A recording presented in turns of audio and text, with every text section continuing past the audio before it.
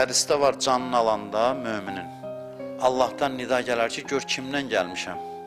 Gözünə açanda görər ki, ən əziz bəndələr dayanıb buna deyir, xoş gəlmişsən. Peyğəmbər dayanıb, Həzrəti Əli, Həzrəti Fatimə. Axır budur, ən qorxduğumuz şey budur. Peyğəmbər deyir, bir gülü qoxulamaq kimidir ölüm. Gülü iyləmək kimidir. Bir çirkli paltarı çıxartmaq kimidir. Girib hamamda yummaq kimidir. Qorxulu ölüm də var filan. Səndən çox şey tələb olunmur. Bil ki, Allahlansan, Allah səninlədir və səlam. Bir dənə bunu bil. Bu yaşayış, bu həyat niyə ləzzətli olmalıdır? Bir, ona görə ki, biz əbədiyik. Bu əbədiyyət hissi çox böyük sevinç verir adama. Əllamə Təbətəbai fəlsəfədən dərs deyirdi. Birdən deyir, dayanırdı.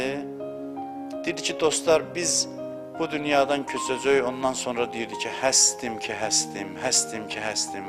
Var olduqca varıq, var olduqca varıq. Bunu deyirdi, şövqə gəlirdi. Təsəvvür edirsiniz, biz var olduqca varıq, həmişə varıq, həmişə olacaq. Birdən deyir, dərsin ortasında deyirdi.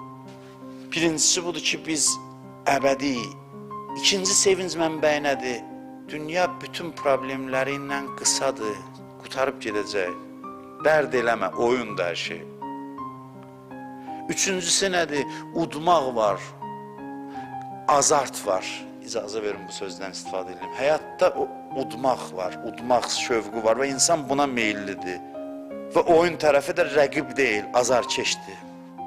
Allah deyir, sən bir dənə bil ki, məndən oynayırsan, mən oyunu sənin xeyrivə yönləndirəcəm.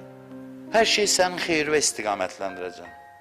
Heç nə, narahat olma, girmə içinə, biraz kənardan bax, ləzzətlə keç o labirintləri, o yolları keç, mən də əlindən tutacam.